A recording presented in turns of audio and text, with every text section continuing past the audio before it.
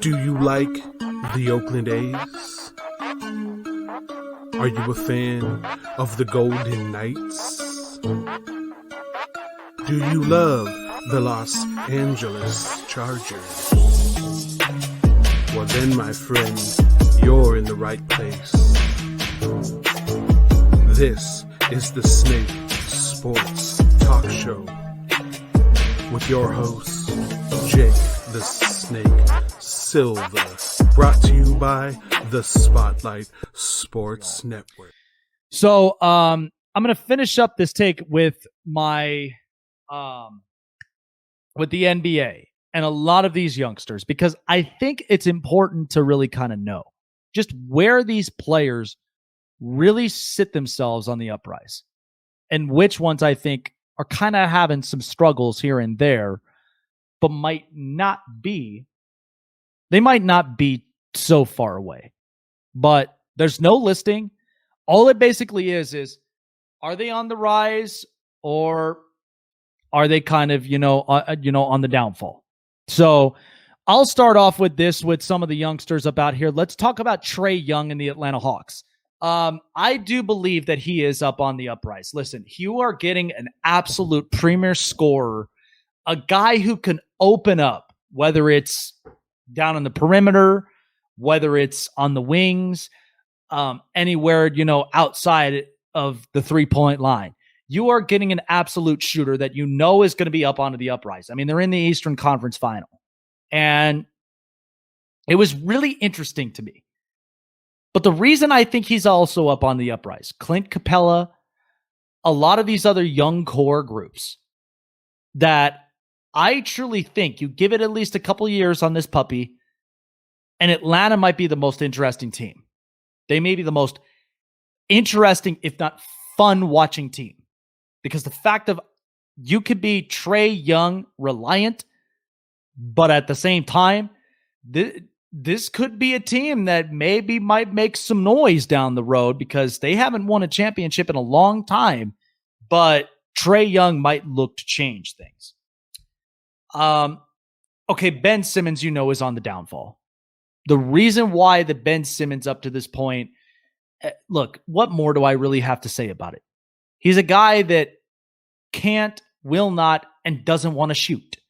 He's a really good defensive asset with his size and then, of course, with his ball handling skills.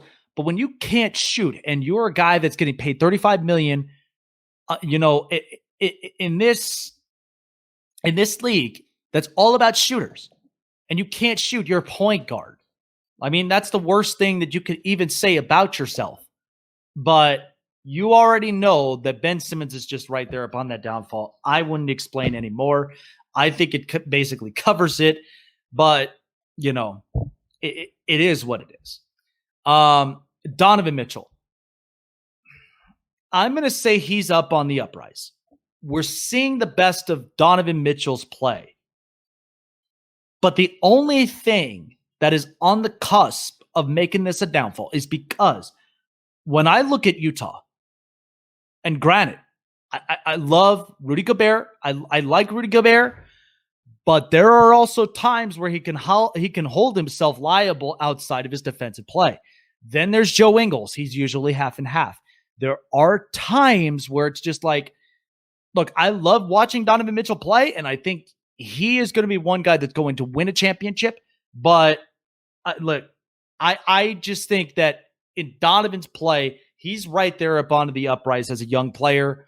I think he's really kind of starting to grow into his own play style, but eventually they are going to need to get pieces around him because Mike Conley is a really good ball distributor and is another veteran presence that can be vocal with him.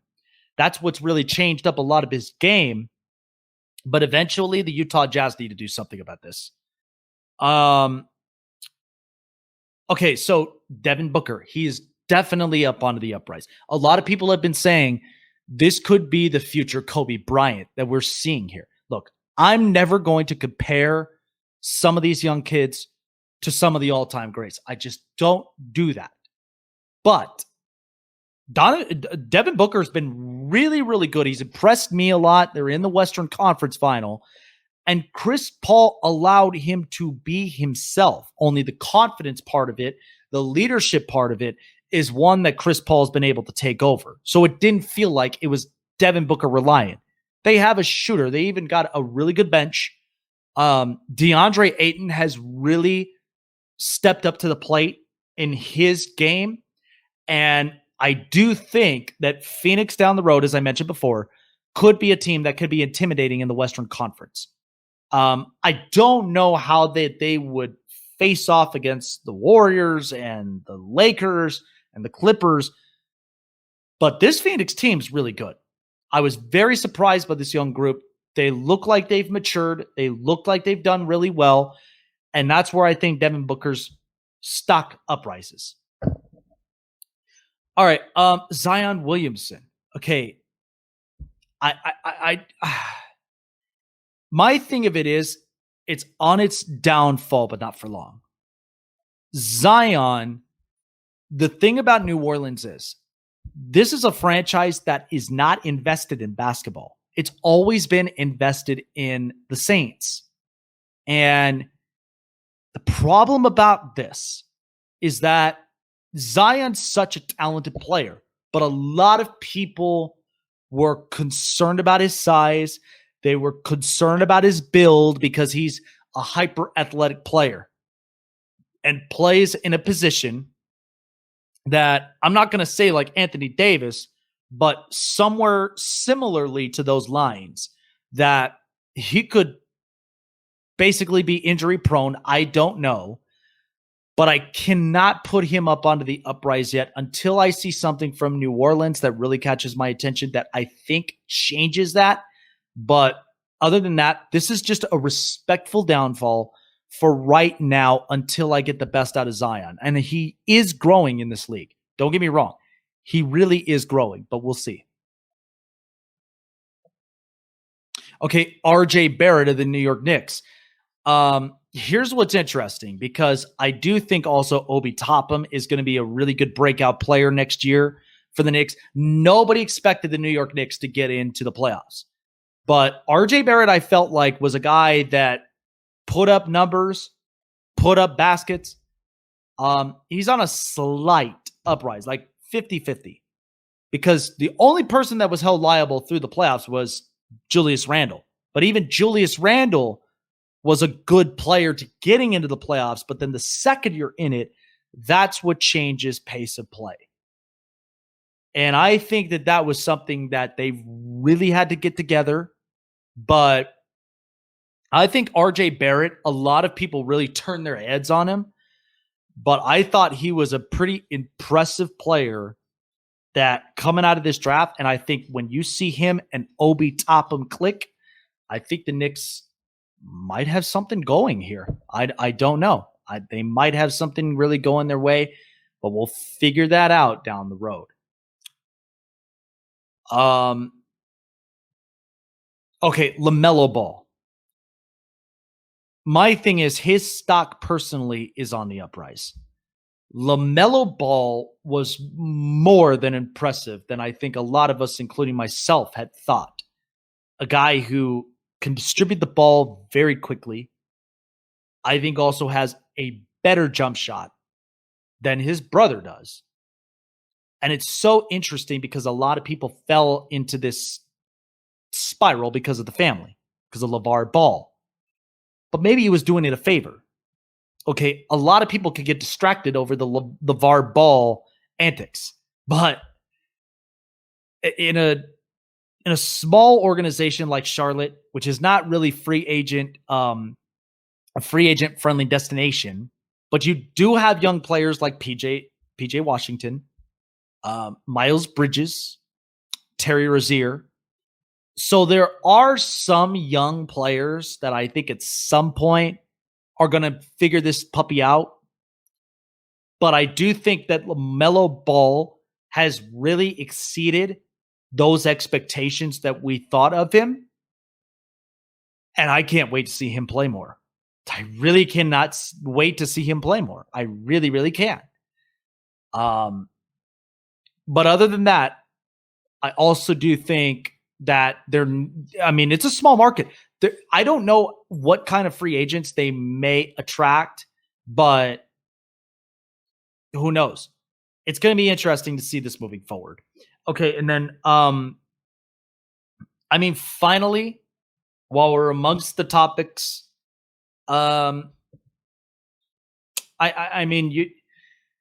Jason Tatum, you already know, his stock is kind of up on the uprise, but it's very, very half and half.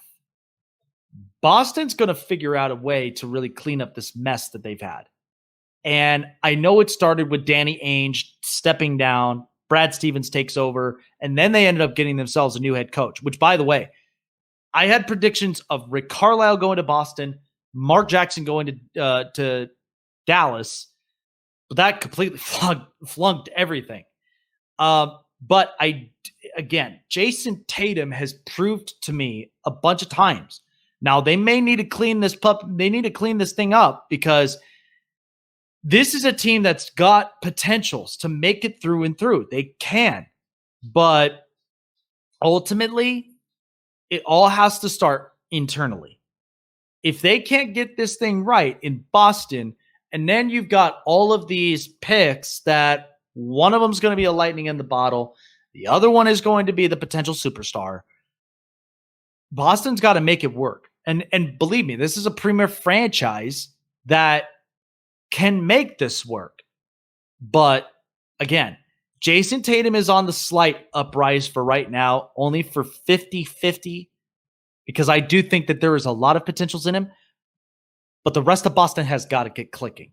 And who knows? They might be on pace to maybe going and getting themselves a big time trade. I don't know.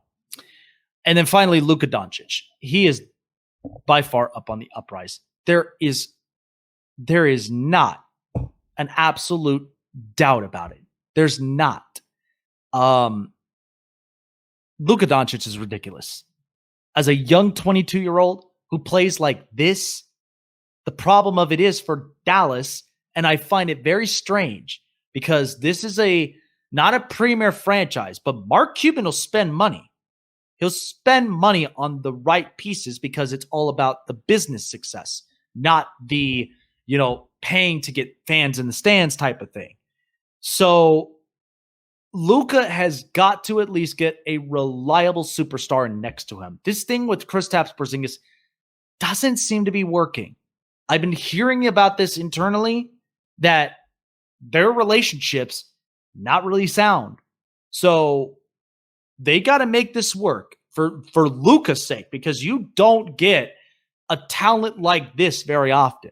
So if they can't make this right, then I'm afraid Dallas may not be seeing Luka for very, very long. I'm not saying that he's going to be gone quickly, but don't waste the time. Don't take the time for granted. Get him a superstar in that building if Dallas really wants to win multiple championships down the road. But yeah, I trust me, all these youngsters that I've nailed here on this lineup, there's some that are on their uprise or up onto their downfall, or even just slightly 50-50. But again, I truly look at some of these players, and the way that I see this is because, look, we did not expect LaMelo Ball to really overly exceed expectations. I knew he'd be a baller, and from what I was told, he had a better jump shot than Lonzo. And then the second he comes into the league, he proved me wrong.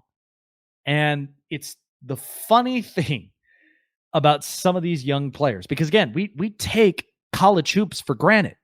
A lot of these young kids are coming in from like 17, 18, and they're already coming into the NBA, or they're going into the G League.